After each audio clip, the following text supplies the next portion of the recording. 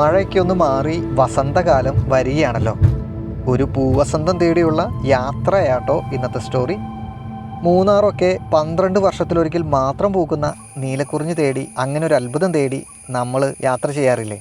ഞാൻ ഇന്ന് പോകുന്നത് നീലക്കുറിഞ്ഞി കാണാനൊന്നുമല്ല കേട്ടോ, പേര് പോലും അറിയാത്ത ഒരു പൂവ് തേടിയാണ് ഇന്നത്തെ യാത്ര. നേരം വെളുത്തു വരുന്നതേ ഉള്ളൂ. നമുക്കിതാ ആ കാണുന്ന മലയുടെ അടുത്തേക്കാണ് പോകേണ്ടത്.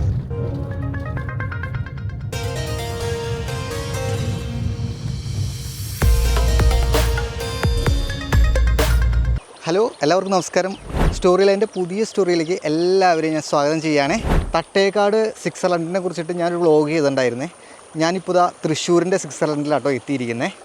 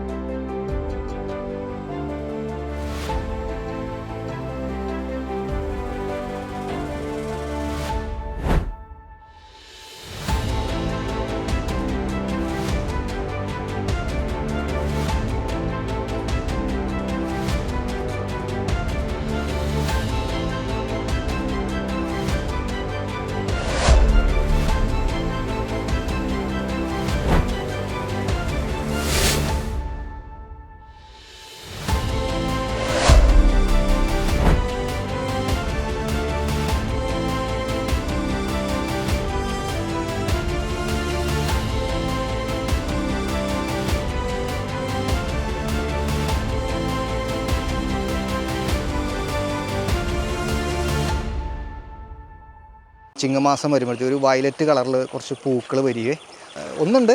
ഓണം എപ്പോഴും മലയാളികൾക്ക് എന്നും ഒരു നൊസ്റ്റാൾജിക് ഫീൽ ഉണ്ടാക്കുന്ന ഒരു ഫെസ്റ്റിവലാണ്.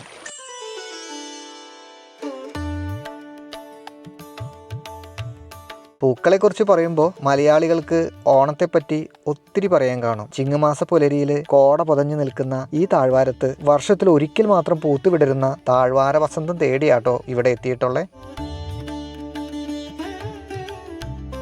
ചെമ്മണ്ണ് നിറഞ്ഞ മണ്ണ് വഴി കൊടകരയിൽ ഇങ്ങനൊരിടം ഒട്ടും പ്രതീക്ഷിച്ചതേയില്ലാട്ടോ. ഈ കാണുന്നത് കോടശ്ശേരി മലനിരകളാണ്. തൃശ്ശൂരിലെ കൊടകര പഞ്ചായത്തിലാണ് നിബിഡമാർന്ന് പച്ച പുതച്ച് ഈ ഇടമുള്ളത്. താഴ്വാരത്ത് പശുഫാം ഉള്ളത് കൊണ്ട് എപ്പോഴും ഇവിടെ പശുക്കളെ കാണാം കേട്ടോ.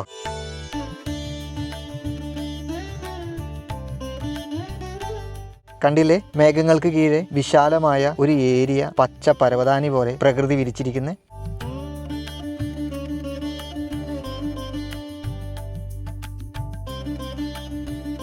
ഒറ്റ നോട്ടത്തിൽ പാലക്കാടാണെന്ന് തോന്നാം. മലനിരകൾക്ക് താഴെ നെൽകൃഷിക്കായിട്ട് കൊടകരയുടെ ഒരു ഗംഭീര വ്യൂ പോയിന്റ് അല്ലേ. ചിറ്റിലാംപാടം വ്യൂ പോയിന്റ് എന്ന് ഗൂഗിൾ മാപ്പിൽ നോക്കിയാൽ കാണാം കേട്ടോ.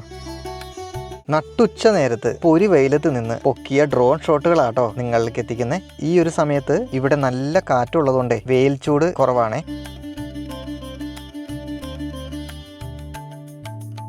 താഴെ അങ്ങിങ്ങായി പശുക്കളെ കണ്ടില്ലേ, അത് ഇന്റർനാഷണൽ ശ്രീകൃഷ്ണ കേന്ദ്രം എന്ന പേരിലുള്ള ഒരു ഗോശാലയിലെ പശുക്കളാണ്.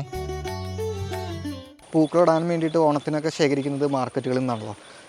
പ്രധാനമായിട്ടും നമ്മൾ കേരളത്തിലേക്ക് വരുന്ന പൂക്കൾ മുഴുവൻ തോവാളത്ത് നിന്നാണ്. തോവാളം തമിഴ്നാട്ടിൽ നിന്ന്, നാഗർകോവിലിനടുത്തുള്ള തോവാളം. ഈ തോവാളത്ത് ഞാനും സുഹൃത്തുക്കളും ചേർന്നിട്ട് പോകാനായിട്ടൊരു തീരുമാനം ഉണ്ടായിരുന്നേ. എനിക്ക് പോകാൻ സാധിച്ചില്ല. കുറച്ച് വർക്കുകൾ ഈ ഒരു സമയത്ത് എന്നെ തേടി വന്നു. കുറച്ചധികം പോസ്റ്റർ വർക്കുകൾ, ലോഗോ വർക്കുകൾ, ഇതൊക്കെ ചെയ്യുന്ന ഒരാളാണ്, ഡിസൈനറാണ്. വ്ളോഗ് ഇഷ്ടം കൊണ്ട്, ക്യാമറയുടെ ഇഷ്ടം കൊണ്ട് ഞാൻ ഇറങ്ങിയതാണ്. ഓരോ സ്റ്റോറീസും നമ്മളാൽ കഴിയുന്ന പോലെ ചെയ്യാന്നുള്ളൊരു ഉദ്ദേശത്തോടു കൂടി അങ്ങനെ ഇറങ്ങി തിരിച്ചതാണ്. ഈ ഒഴുകി വരുന്ന കൊച്ചു തോടിൻ്റെ വശങ്ങളിൽ കണ്ടില്ലേ ഒരു പിങ്ക് കളറിൽ പൂക്കൾ നിൽക്കുന്ന. ഈ പൂക്കൾ കാണാനാണ് ഇവിടെ നമ്മൾ വന്നിരിക്കുന്നത്.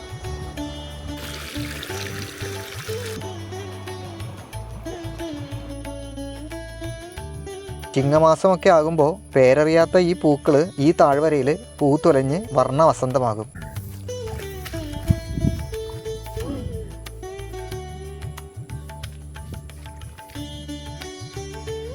തൃശ്ശൂർക്കാരുടെ കുരിശുമലയായിട്ടുള്ള കനകമലയുടെ താഴ്വാര പ്രദേശമാട്ടോ അത്. വട്ടേക്കാട് വ്യൂ പോയിന്റ് എന്നും അറിയപ്പെടുന്നുണ്ട്. ഒത്തിരി ഫോട്ടോഷൂട്ടുകൾ നടത്തുന്ന ഒരു ഇടം കൂടിയാണ്.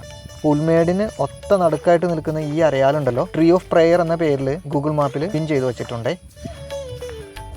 കൊടകരയുമായിട്ട് എനിക്കൊരു കണക്ഷൻ ഉണ്ട് കേട്ടോ. എൻ്റെ ചേച്ചിയുടെ നാട് കൊടകരയാണ്.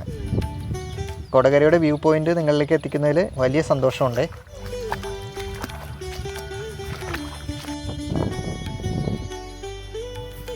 ചിങ്ങമാസത്തിൽ ഓണത്തിൻ്റെ വരവേൽപ്പായിട്ട് പിങ്ക് നിറത്തിൽ ഒരു പുൽമേട് മുഴുവൻ പൂവിട്ട് നിൽക്കുന്ന കോട്ടക്കരയുടെ ഈ പൂവസന്ത കാലം നിങ്ങൾ കണ്ടിട്ടുണ്ടോ ഗെയ്സ്?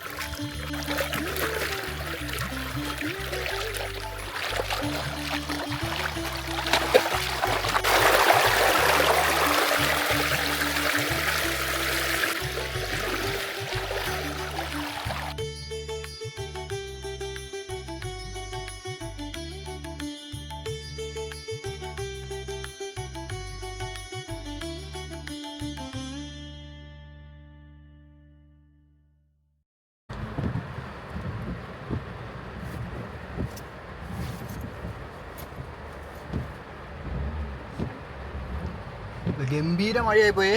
ഞാൻ തിരിച്ചു വന്നുകൊണ്ടിരിക്കുകയാണേ. അടിപൊളി മഴ എന്ന് വെച്ചാൽ അടിപൊളി മഴ.